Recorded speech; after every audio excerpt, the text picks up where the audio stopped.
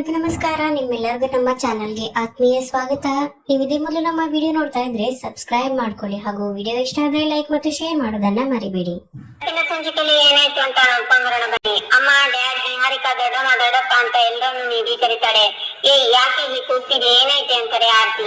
ಏನಾದ್ರೂ ಪ್ರಾಬ್ಲಮ್ ಏನಮ್ಮ ಅಂತಾನೆ ತೇಜ. ಆಗ ನಿಧಿ ರಚನಾ ಕಡೆ ಕೈ ತೋರಿಸ್ತಾಳೆ. ಆಗ ಆರ್ತಿ ಬಂದು ರಚನಾ ಯಾಕೆ ಹೀಗೆ ಕೂತಿದೆ, ಏನೈತೆ ಅಂತಾರೆ. ಟೈಗರ್ ಕೂಡ ಮನೆಯೊಳಗೆ ಬರ್ತಾನೆ. ಜೀವ ಜೊತೆ ಏನಾದ್ರೂ ಜಗಳ ಆಯ್ತಾ ರಚನಾ ಅಂತಾರೆ ಮನೋಹರ್. ಆಗ ನಿಹಾರಿಕಾ ಫಸ್ಟ್ ಆಫ್ ಆಲ್ ಆ ಚಿತ್ರನ ನೋಡೋಕೆ ನೀನ್ ಯಾಕೆ ಹೋಗಿದ್ದೆ ಅಂತಾಳೆ. Will your shed your mouth and keep quiet ಅಂತ ರಚನಾ ಕೂಗ್ತಾಳೆ. ಎಲ್ರು ಬಂದ್ರ ನಿಧಿ ಅಂತಾಳೆ. ಹ್ಞೂ ಅಕ್ಕ ಬಂದ್ರು ಅಂತಾಳೆ ನಿಧಿ. ಇನ್ನೂ ಒಬ್ರು ಬರ್ಬೇಕು ಅಂತಾಳೆ ರಚನಾ. ಇನ್ನೂ ಒಬ್ರು ಅಂದ್ರೆ ಯಾರು ಅಂದ್ರೆ ಅಮ್ಮನ ಅಂತಾರೆ ಆರ್ತಿ. ಆಗ ವಜ್ರೇಶ್ವರಿ ಮೇಲಿಂದ ಕೆಳಗೆ ಭಯದಿಂದ ಬರ್ತಾಳೆ. ಕೂತ್ಕೊಮ್ಮ ಅಂತಾಳೆ ರಚನಾ. ಪರವಾಗಿಲ್ಲ ಅಂತಾಳೆ ವಜ್ರೇಶ್ವರಿ. ಕೂತ್ಕೊ ಅಂದೆ ಅಂತ ಗಟ್ಟಿಯಾಗಿ ಕೂಗ್ತಾಳೆ ರಚನಾ. ವಜ್ರೇಶ್ವರಿ ಅಲ್ಲೇ ಸೋಫಾದ ಮೇಲೆ ಕೂತ್ಕೋತಾಳೆ. ಇಲ್ಲಿ ಬಂದು ಕೂತ್ಕೊಂಡೆ ಅಂತಾಳೆ ರಚನಾ. ವಜ್ರೇಶ್ವರಿ ರಚನಾ ಪಕ್ಕ ಬಂದು ಕೂತ್ಕೋತಾಳೆ. ನಾನೊಬ್ಳು ಆರ್ಟಿಸ್ಟ್, ಹೊಟ್ಟೆ ಪಾಡಿಗೆ ಕ್ಯಾಮೆರಾ ಮುಂದೆ ಆಕ್ಟ್ ಮಾಡ್ತೀನಿ. ಆದ್ರೆ ಕೆಲವರು ಮಹಾನಟಿಯರು ಇರ್ತಾರೆ, ರಿಯಲ್ ಲೈಫ್ ಅಲ್ಲಿ ಲೈವ್ ಆಗಿ ಆಕ್ಟ್ ಮಾಡ್ತಾರೆ. ಅಂತ ಎಕ್ಸ್ಟ್ರಾ ಆರ್ಡಿನರಿ ಪರ್ಫಾರ್ಮರ್ ಅನ್ನ ಇವತ್ತು ನಾನು ನಿಮ್ಗೆಲ್ಲ ಪರಿಚಯ ಮಾಡ್ಕೊಡ್ತೀನಿ. ಟೈಗರ್ ಈ ಫೋನ್ ಅನ್ನ ಟಿವಿಗೆ ಕನೆಕ್ಟ್ ಮಾಡು, ಆ ವಿಡಿಯೋ ಪ್ಲೇ ಮಾಡು ಅಂತಾಳೆ ರಚನಾ. ಆಗ ಟೈಗರ್ ವಜ್ರೇಶ್ವರಿನ ನೋಡ್ತಾನೆ. ವಜ್ರೇಶ್ವರಿ ಸಿಟ್ಟಿಂದ ಟೈಗರ್ ನ ನೋಡ್ತಾಳೆ. ಅಲ್ಲೇ ನೋಡ್ತಿದ್ಯಾ, ಹೇಳ್ದಷ್ಟು ಮಾಡು ಅಂತಾಳೆ ರಚನಾ. ಆಗ ಟೈಗರ್ ಫೋನ್ ನ ಟಿವಿಗೆ ಕನೆಕ್ಟ್ ಮಾಡಿ ವಿಡಿಯೋನ ಪ್ಲೇ ಮಾಡ್ತಾನೆ. ಈಚೆ ಬಾಲ, ಜೀವ, ಕೃಷ್ಣ ಹೊಸ ಮನೆಗೆ ಬರ್ತಾರೆ. ಡೋರ್ ಓಪನ್ ಮಾಡಿ ವಾವ್ ಮನೆ ಚೆನ್ನಾಗಿದೆ ಬೇಬಿ ಅಂತಾಳೆ ಕೃಷ್ಣ. ಹೌದಾ, ಒಳಗೆ ಹೋಗೋಣ ಅಂತಾನೆ ಜೀವ. ಕೃಷ್ಣ ಬಲಗಾಲಿಟ್ಟು ಒಳಗೆ ಹೋಗು ಅಂತಾನೆ ಬಾಲ. ಹಾ ಅಂತ ಕೃಷ್ಣ ಬಲಗಾಲಿಟ್ಟು ಒಳಗೆ ಹೋಗ್ತಾಳೆ. ಕೃಷ್ಣ ಮನೆಯೆಲ್ಲ ಓಡಾಡ್ತಾ ಸೂಪರ್ ಅಂತ ಖುಷಿಯಿಂದ ನೋಡ್ತಾಳೆ. ಬೇಬಿ ಕಿಚನ್, ಆ ಮನೆ ಕಿಚನ್ ಗಿಂತ ಸೂಪರ್ ಆಗಿದೆ, ರೂಮು ಚೆನ್ನಾಗಿದೆ, ಗಾಳಿ ಬೆಳಕು ಚೆನ್ನಾಗಿದೆ ಅಂತಾಳೆ ಕೃಷ್ಣ. ಜೀವ ಕಣ್ಣೀರನ್ನ ಒರೆಸ್ಕೋತಾನೆ. ಯಾಕೋ ಕಣ್ಣೀರು ಅಂತಾನೆ ಬಾಲ. ಮನೆ ಅನ್ನೋದು ಎಷ್ಟು ಮುಖ್ಯ ಅಲ್ವೋ. ಹಳೆ ಓನರ್ ಮನೆ ಇಲ್ಲ ಅಂದಾಗ ಆಕಾಶನಿ ತಲೆ ಮೇಲೆ ಬಿದ್ದಂಗ ಆಗ್ಬಿಡ್ತು ನಾವು. ಆದ್ರೆ ದೊಡ್ಡವರು ಫುಟ್ಪಾತ್ ಅಲ್ಲಿ ಬೇಕಿದ್ರು ಮಲ್ಕೊಂಡು ಕಾಲ ಬಿಡ್ತೀವಿ. ಆದ್ರೆ ನಮ್ಮ ಮಗು, ಅವಳಿಗೆ ಹೇಗೆಲ್ಲ ಫೀಲ್ ಆಗಿರ್ಬೋದು. ಗಂಡ್ ಮಕ್ಳಾದ್ರೆ ಹೇಗೋ ಸಂಭಾಳಿಸ್ಕೋಬಹುದು ಕಣೋ. ಆದ್ರೆ ಇದು ಹೆಣ್ಮಗಳು ವಾಶ್ರೂಮ್ಗೆ ಹೋಗ್ಬೇಕು ಅಂದ್ರು, ನಮ್ಮನ್ನ ಕೇಳ್ಬೇಕು ಅಂದ್ರೆ ಅವಳಿಗೆ ಮುಜುಗರ ಆಗಲ್ವಾ ಅಂತಾನೆ ಜೀವ. ನಿಜ ಕಣೋ, ತುಂಬಾ ಅಂದ್ರೆ ತುಂಬಾ ಮುಜುಗರದ ವಿಷಯ ಅಂತಾನೆ ಬಾಲ. ಅದನ್ನ ನೆನ್ಸ್ಕೊಂಡು ರಾತ್ರಿ ಎಲ್ಲ ಕೊರಗಾಗ್ಬಿಟ್ಟಿತ್ತು ನನಗೆ. ಆ ದೇವ್ರು ಕಾಪಾಡ್ಬಿಟ್ಟ. ಇವತ್ತಿಂದ ನಮ್ ಕೃಷ್ಣನ್ಗೆ ಯಾವ ಸಂಕಟನೂ ಇಲ್ಲ, ನೆಮ್ಮದಿಯಿಂದ ನಿದ್ದೆ ಮಾಡ್ತಾಳೆ ಅಂತಾನೆ ಜೀವ. ಬೇಬಿ ಮನೆಯೆಲ್ಲ ತುಂಬಾ ಡಸ್ಟ್ ಆಗಿದೆ ಅಂತಾಳೆ ಕೃಷ್ಣ. ತುಂಬಾ ದಿನದಿಂದ ಮನೆ ಕಾಲಿತ್ತಲ್ವಾ, ಅದಕ್ಕೆ ಡಸ್ಟ್ ಆಗಿದೆ. ಓನರ್ ಅಮ್ಮ ಕಾಂಪೌಂಡ್ ಅಲ್ಲಿ ಆಟ ಆಡ್ತೀರಿ, ಕ್ಲೀನ್ ಆದ್ಮೇಲೆ ಕರಿತೀನಿ ಅಂತಾನೆ ಬಾಲ. ನಾನು ನಿಮ್ ಜೊತೆ ಕೆಲಸ ಮಾಡ್ತೀನಿ ಬನ್ನಿ ಅಂತಾಳೆ ಕೃಷ್ಣ. ಟಿವಿನಲ್ಲಿ ವಜ್ರೇಶ್ವರಿ ವಿಡಿಯೋ ಬರ್ತಿರುತ್ತೆ. ಅದರಲ್ಲಿ ವಜ್ರೇಶ್ವರಿ ದೊಣ್ಣೆಯಿಂದ ಜೀವಾಗಿ ಹೊಡಿತ. ರಚನಾ ಲೈಫ್ ಅಲ್ಲಿ ನೀನ್ ಕಾಲೇಜ್ ತಕ್ಷಣ ನಿನ್ಗೆ ಒಂದ್ ಗತಿ ಕಾಣಿಸ್ಬೇಕಿತ್ತು, ನನ್ನ ಕಂಟ್ರೋಲ್ ತಪ್ಪಾಯ್ತು ಅಂತಾಳೆ. ಕಂಟ್ರೋಲ್ ಹಾಗಿದ್ರೆ ನಿಮ್ಗೆ ರಚನಾ ಮೇಲೆ ಪ್ರೀತಿ ಇಲ್ಲ ಅಂತಾನೆ ಜೀವ. ಪ್ರೀತಿನ ಅವಳೇನ್ ನನ್ ಹೆತ್ ಮಗಳ ಪ್ರೀತಿಸೋಕೆ ಮಗಳು ಅಂತ ನಂಬಿಸಿ ಸಿನಿಮಾಗೆ ಸೇರಿಸಿ. ಯಾಕೆ ಗೊತ್ತಾ, ನಾನ್ ಹಣ ಮಾಡ್ಬೇಕು, ಅಂತಸ್ತು ಮಾಡ್ಬೇಕು, ಮಹಾರಾಣಿ ತರ ಮೆರಿಬೇಕು ಅಂತ ಅಂತಾಳೆ ವಜ್ರೇಶ್ವರಿ. ಆಗ ವಜ್ರೇಶ್ವರಿ ಸೋಪದಿಂದ ಮೇಲೆ ಹೇಳೋಕೆ ನೋಡ್ತಾಳೆ. ಆದ್ರೆ ರಚನಾ ವಾಪಸ್ ಕೂರಿಸ್ತಾಳೆ. ಆಗ ತೇಜ ಟಿವಿನ ಆಫ್ ಮಾಡೋಕೆ ಹೋಗ್ತಾನೆ. ಚಿಕ್ಕಪ್ಪ ಅಂತ ಕೂಗಿ ರಚನಾ ಪುನಃ ಟಿವಿ ಆನ್ ಮಾಡ್ತಾಳೆ.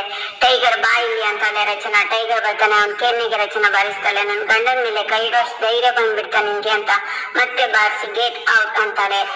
ಟೈಗರ್ ಹೋಗ್ತಾನೆ. ಏನಮ್ಮ ಇದೆಲ್ಲ, ಅದು ಹೇಗಮ್ಮ, ಜೀವನ ನೀನೇ ಕಿಡ್ನಾಪ್ ಮಾಡಿಸಿ ನೀನೇ ಹುಡ್ಕೋತರ ನಾಟಕ ಆಡ್ತಿದ್ಯಾ, ಅದ್ರ ಜೊತೆಗೆ ಕಮಿಷನರ್ ಜೊತೆ ಮಾತಾಡೋ ತರ ಬಿಲ್ಲಪ್ ಸೀನ್ ಬೇರೆ. ಜೀವ ನನ್ನ ಅಳಿಯ, ಅವ್ನು ಎಲ್ಲಿದ್ರು ಕರ್ಕೊಂಡ್ ಬರೋದು ನನ್ ಕರ್ತವ್ಯ ಅಂತ ಪ್ರತಿಜ್ಞೆ ಮಾಡ್ತೀಯಾ. ಹೇಗಮ್ಮ ಮನಸ್ಸಾಕ್ಷಿಗೆ ಒಂಚೂರು ಚುಚ್ಚದೆ ಹೇಗಮ್ಮ ನಾಟಕ ಮಾಡೋಕ್ ಸಾಧ್ಯ ಅಂತಾಳೆ ರಚನಾ. ರಚನಾ ಅದು ಅಂತಾಳೆ ವಜ್ರೇಶ್ವರಿ. ನೀನ್ ಒಳ್ಳೇದಕ್ ಮಾಡಿದ್ದು ಅಂತ ಮತ್ತೆ ಅದೇ ರೊಟೇಷನ್ ಡೈಲಾಗ್ ನ ಹೇಳ್ಬೇಡ. ನನ್ ಗಂಡನ್ನ ಕಿಡ್ನಾಪ್ ಮಾಡಿಸಿ ಅವರನ್ನ ಸಾಯಿಸು ನೋಡೋದು ನನ್ ಒಳ್ಳೇದಕ್ಕೆ ಅಂತ ನಂಬುವಷ್ಟು ಮೂರ್ಖ ಹೆಣ್ಣು ನಾನಲ್ಲ ಅಂತಾಳೆ ರಚನಾ.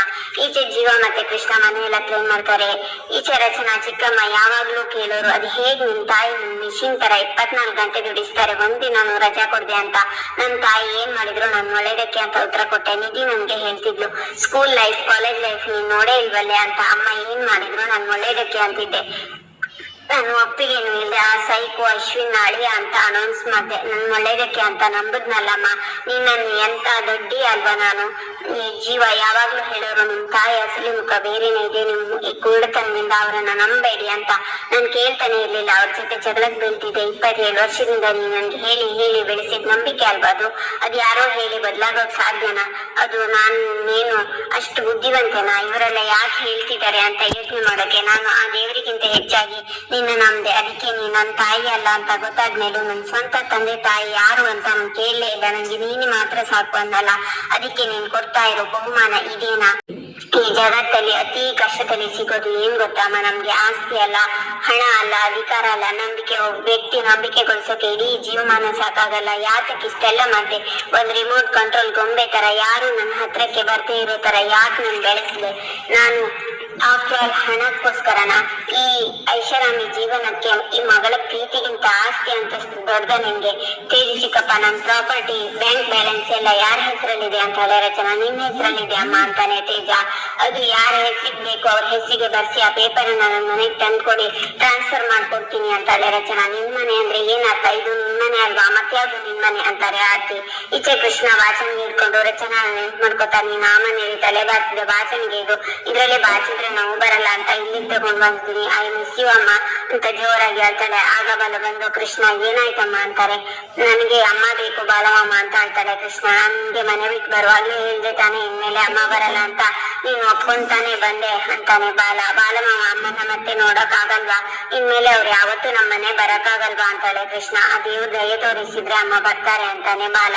ಗಂಪನ್ ಬೇಡ್ಕೊಂಡ್ರೆ ಅಮ್ಮ ಬರ್ತಾರ ಅಂತಾಳೆ ಕೃಷ್ಣ. ಗೊತ್ತಿಲ್ಲ ಕಂದ, ನೀನ್ ಕೇಳು ಅಂತಾನೆ ಬಾಲ. ಈಚೆ ಆರ್ತಿ, ಹೇಳೆ ನಿನ್ ಮನೆ ಅಂದ್ರೆ ಏನು ಅರ್ಥ ಅಂತಾರೆ. ಆದ್ರೆ ರಚನಾ ಮಾತಾಡದೆ ರೂಮಿಗೆ ಬರ್ತಾಳೆ.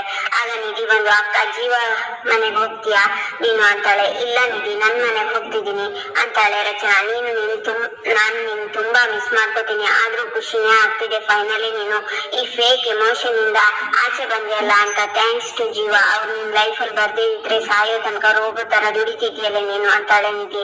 ನನ್ಗೆ ಯಾವಾಗ್ಲೂ ಒಂದ್ ಪ್ರಶ್ನೆ ಕಾಡ್ತಿತ್ತು, ಸಂಬಂಧ ಇಲ್ಲದೆ ಇರೋ ಕೃಷ್ಣ ನನ್ನ ಜೀವನದಲ್ಲಿ ಹೇಗ್ ಬಂದ್ರು, ಯಾಕೆ ಬಂದ್ರು ಅಂತ. ಇವತ್ತು ಆ ಪ್ರಶ್ನೆಗೆ ಉತ್ತರ ಸಿಗ್ತಿದೆ. ನಮ್ ಜೀವನದಲ್ಲಿ ನಡೆಯೋ ಪ್ರತಿಯೊಂದು ವಿಷಯಕ್ಕೂ ಒಂದ್ ಬಲವಾದ ಕಾರಣ ಇದ್ದೇ ಇರುತ್ತೆ ಅಂತಾಳೆ ರಚನಾ. ನಿನ್ ಜೀವನ ಪ್ರೀತಿಸ್ತಿದ್ಯಾ ಅಂತಾಳೆ ನಿಧಿ. ಗೊತ್ತಿಲ್ಲ ಕಣೆ, ಕೃಷ್ಣ ಅಂತ ನನ್ ಮನ್ಸಲ್ಲಿದ್ದಾಳೆ ಅಂತಾಳೆ ರಚನಾ. ಒಡವೆನೆಲ್ಲ ಏನಕ್ಕೆ ತೆಗ್ದಿರ್ತಿದ್ಯಾ ಅಂತಾಳೆ ನಿಧಿ. ಯಾಕಂದ್ರೆ ಇದೆಲ್ಲ ನಿಂದೆಲ್ಲ ನಿಧಿ ಅಂತಾಳೆ ರಚನಾ. ಇದೆಲ್ಲ ನೀನು ದುಡ್ದಿರೋದು ಅಂತಾಳೆ ನಿಧಿ. ಅಲ್ಲ, ಒಬ್ರು ನನ್ನಿಂದ ದುಸ್ಕೊಂಡಿದ್ದು, ಅದು ಅವರಿಗೆ ಇರ್ಲಿ ಅಂತಾಳೆ ರಚನಾ. ಹಾಗಾದ್ರೆ ನೀನ್ ಬರೀ ಕೈಯಲ್ಲಿ ಹೋಗ್ತಿದ್ಯಾ ಮನೆಯಿಂದ ಅಂತಾಳೆ ನಿಧಿ.